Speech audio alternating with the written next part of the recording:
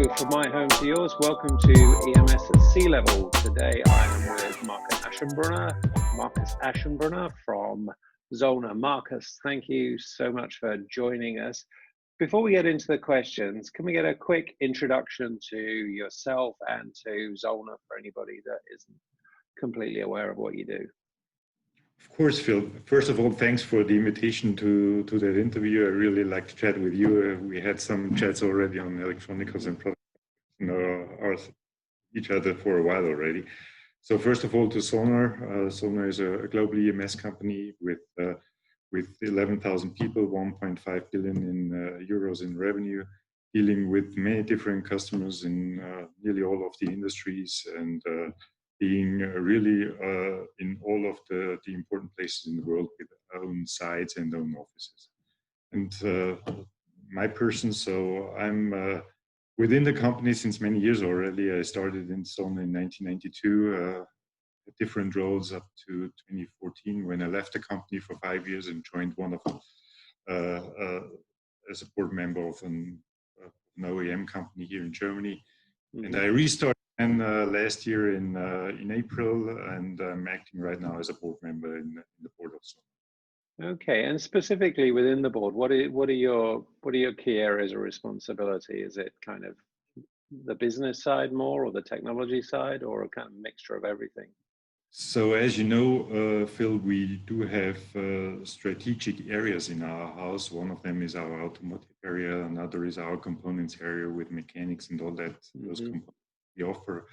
And the biggest portion of our business is the electronics area, and I'll take over the responsibility for the whole electronics area until the end of this year, because our CEO, Johan Weber, is going into retirement by the end of the year, and I will take the responsibility over from him in terms of being responsible for the whole electronics portion of our business. Okay, big boots to fill.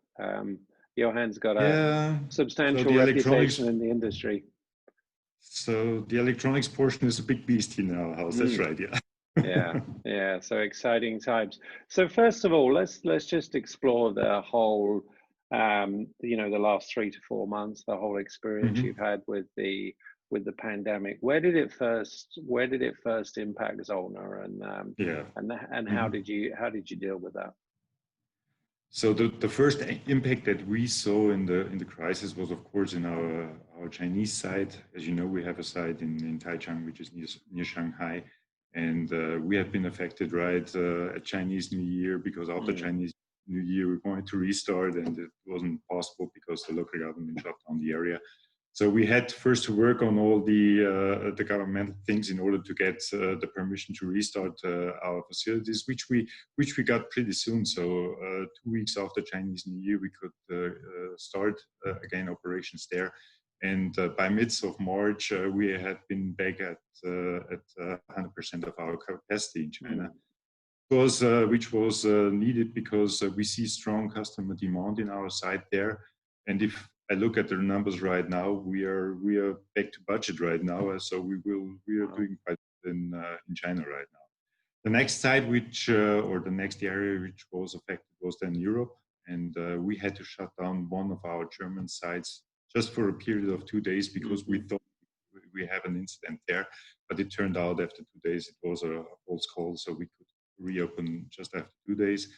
Then came the US with the shutdown valley, which took us again nearly 3 weeks until we could reopen the site because we had some essential business there, and so we could restart after 3 weeks there with a reduced number of people. And we had a shutdown in Tunisia and Northern Africa as well for a period of 2 weeks. But right now all the sites are open, and we are running at full capacity in all our sites. Okay.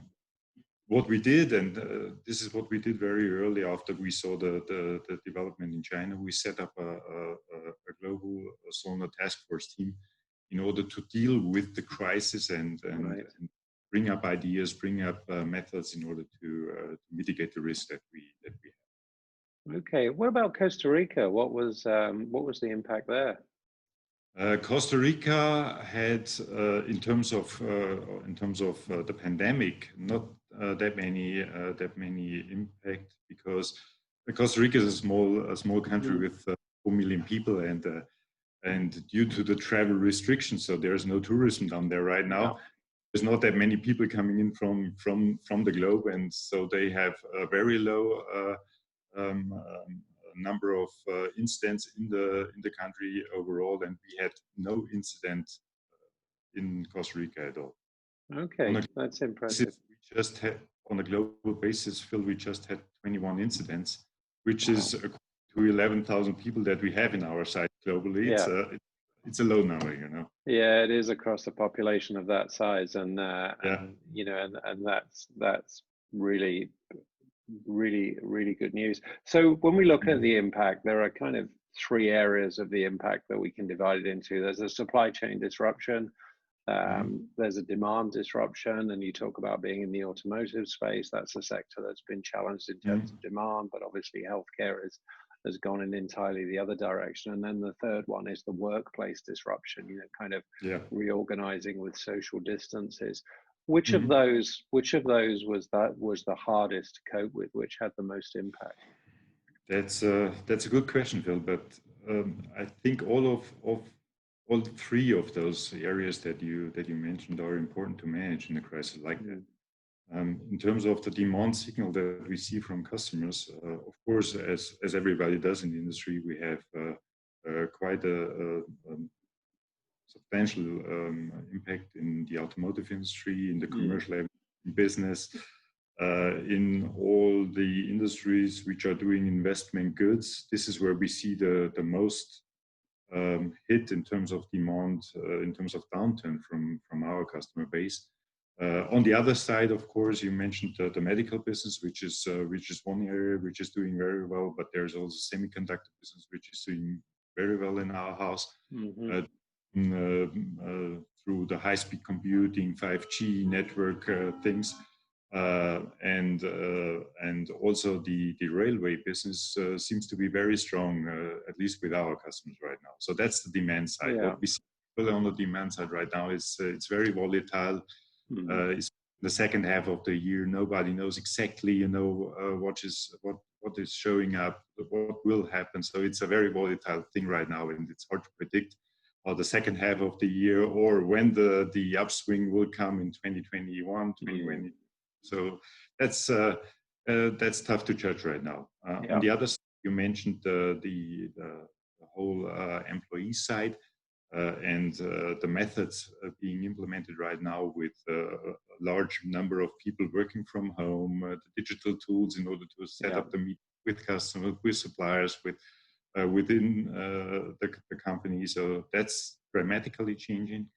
Of course, we had incidents as well with, you know, we are near the Czech border. We have 420 employees from the Czech Republic coming into our sites in order to work here. None of them could leave the Czech Republic, so we had to react there. We rented hotels in order that they could stay here in Germany for a few weeks in order to work here.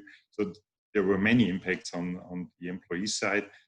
And on the third thing that you mentioned, which is the supply chain, of course, we had an impact there as well. We got goods from 9 countries which had been affected by a lockdown. There were 90,000 POs which had been affected by the crisis. So there was a lot of work to deal with that issue as well. And one of the outcomes, in my opinion, of all what we saw is really, you know, I remember the 28, 29 area where we talked a lot about speeding up the signals in the supply chain. It's still not the way it should be, you know, until you get signal from the OEM side through the whole way until to the suppliers. It still takes too long. There's a lot of needs for improvement in that area, in my opinion. And I think that's one of the things that will be interesting as kind of a lesson learned. And before we get on to the kind of post-COVID experience, the post-pandemic experience, what about the actual products that were used to assist in the crisis? Things like PPE, things like ventilators, any of those that Zollner were particularly actively involved in? Yeah, we have three areas where we are heavily involved. We do parts and complete ventilators in our house for some of our customers. So that's a business which is growing like hell right now. We have really doubled the demand there in that area. We do test systems for testing COVID-19. So that's an area where we are strong with two of our customers that do systems there, and which see a very strong demand right now.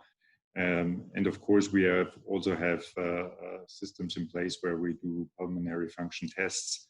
That's also something which has a very strong demand right now. So there's three areas where we are involved in manufacturing goods to deal with the crisis and deal with the virus.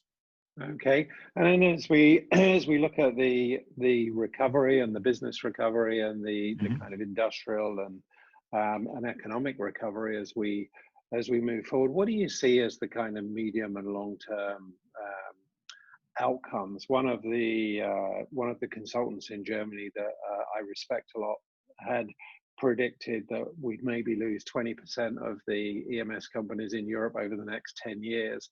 And he believes because of COVID, that will be massively accelerated. So what do you see as that short, medium, and long-term kind of impact as we move forward? The short term is hard to predict, as I said, because the demand is very volatile right now. Of course, there are areas where we for sure know that the industry is suffering for quite a while, which is the commercial aviation industry, for example. So I'm not expecting any upturn before the end of 2022. So that would be, in my opinion, a miracle would happen. But there is other areas which are also weak right now, like the automotive industry. But if you divide the automotive industry a little bit into segments, we see on the one side strong demand in the electronic vehicles area, because there is a lot of subsidization right now, especially here in Germany and in other countries in the world, which will increase that demand there. So that portion is doing very well. Of course, the other portion where we have the usual cars running, that's weak. But I'm pretty sure that signal will turn up again once people are employed, especially in the US. 40 million people unemployed right now, The economy first has to change until that could go up anyhow. So that will take a while then, or not come back. I'm not expecting come back there within this year, maybe next year. And in terms of what that means for the EMS industry on a short term, I also think that with companies who are very much involved in the suffering industries right now, and deal as we could, because we are serving many different industries and different customers, so that balances that thing. So if they're not able to balance this with other industries, and if the crisis takes longer, or if a second wave is coming, then there might be cases where some of those companies will leave the industry for sure. If that happens and how strong that happens, that's really hard to predict.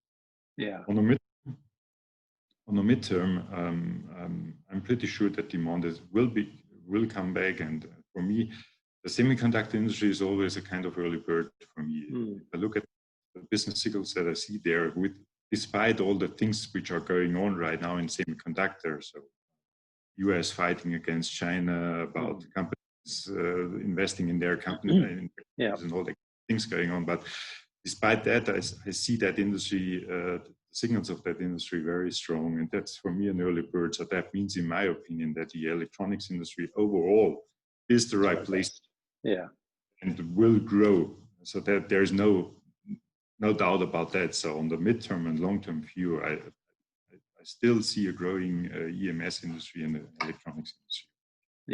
Yeah, and it's interesting when you talk about those EMS companies that might suffer in the short term, perhaps those that are exposed to specific industries, but also those that are maybe over leveraged and maybe have got some fundamental issues that make it hard to weather these kind of disruptions. So there's some value there in scale. You talked earlier a bit about the signals along the supply chain, and I think that's really important. I just wanted to touch on the whole idea. We've been talking for about 7 years about Industry 4.0, and I feel like we've talked a little bit too much, and we've maybe done a little bit too little, and maybe this is what That's we're right. learning here.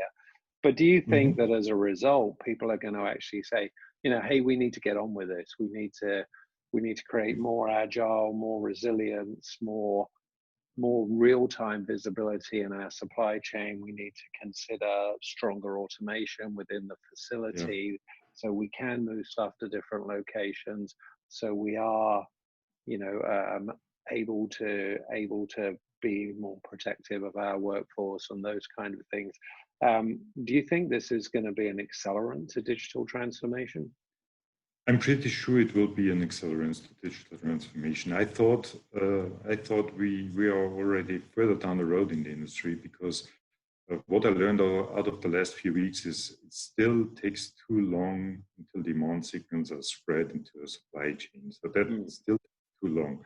It might be the reason might be the low usage of digitalization. Maybe there are some decision processes in order to release forecasts and demand signals which are taking too long.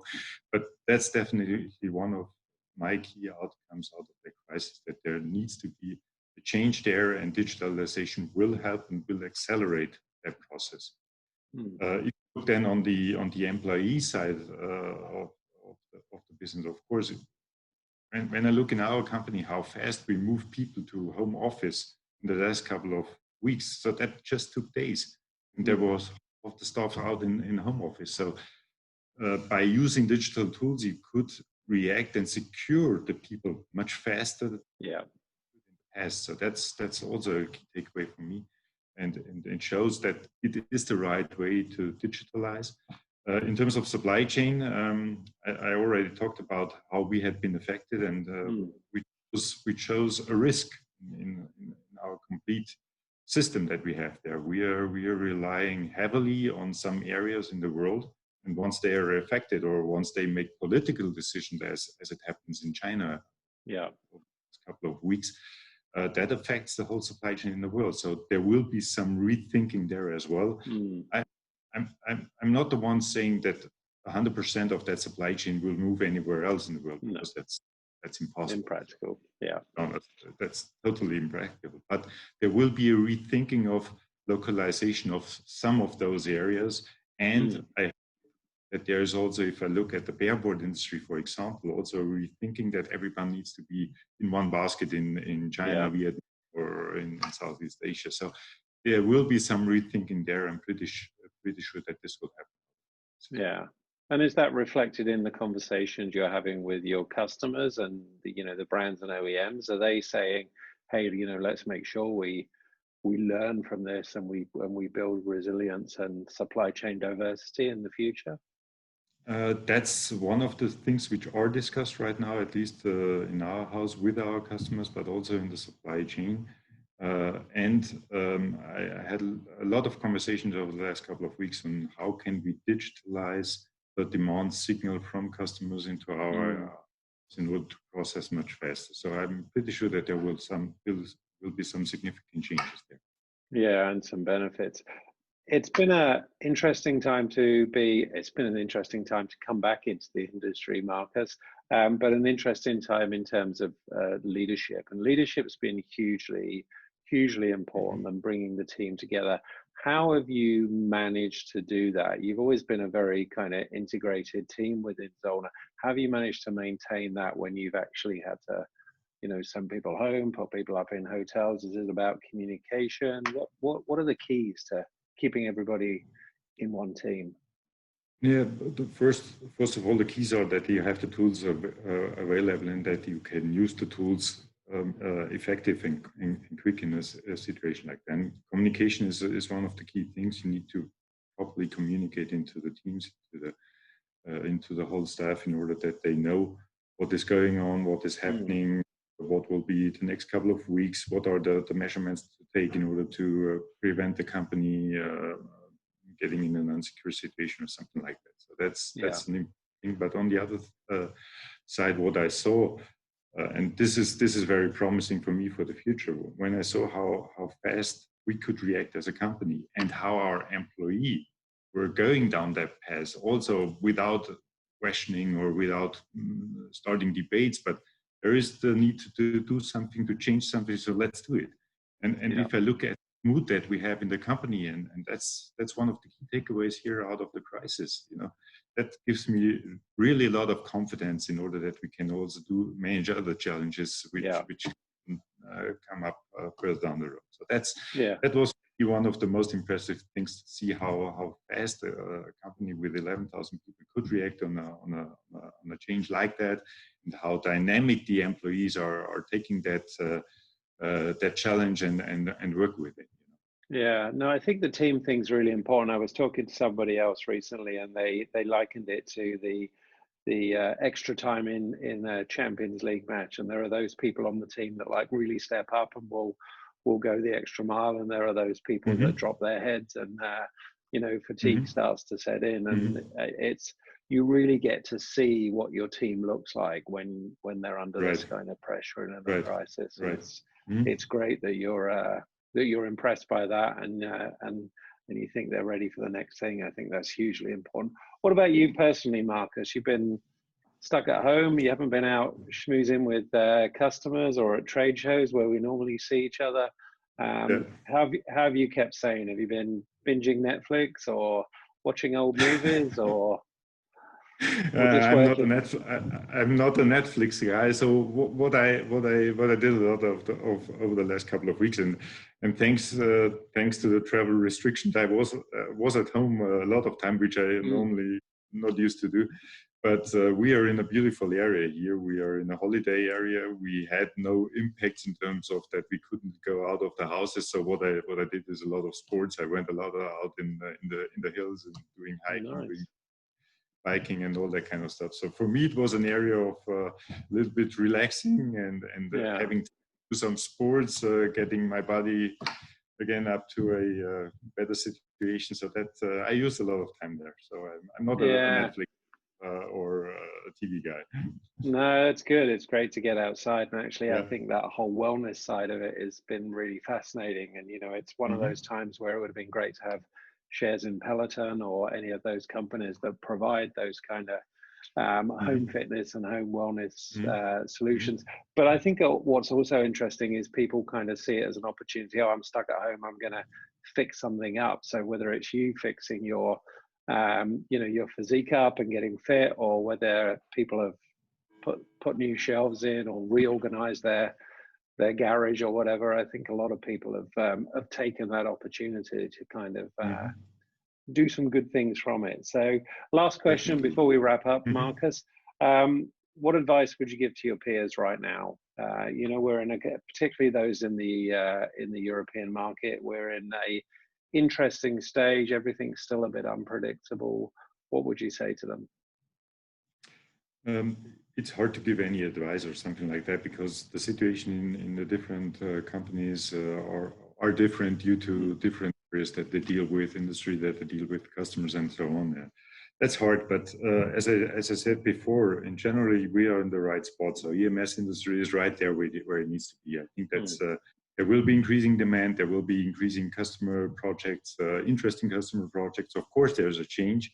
There is more digitalization coming. There is more communication in another way showing up, and there's a definite need to. And therefore, I think it's the right time to prepare for that, to get the strategy aligned, to get your digital strategy aligned, to get the systems up and running, to have a clear vision on how you will deal with that digitalization and automation, which will come up. I think that's the homework that every company needs to do right now. It's the right time right now, because there's anyhow changes which come. So that's, I think, the most important thing to do right now.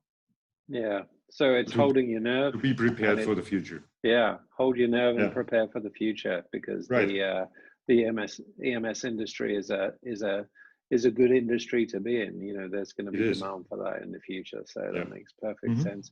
Markus, thank you so much for your time. Thank you for your candor. It's always a pleasure to speak to you, and I look forward to the next time we do that. But in the meantime, thank you very much. And for everybody watching, until next time on EMS at Sea Level, thank you for joining us.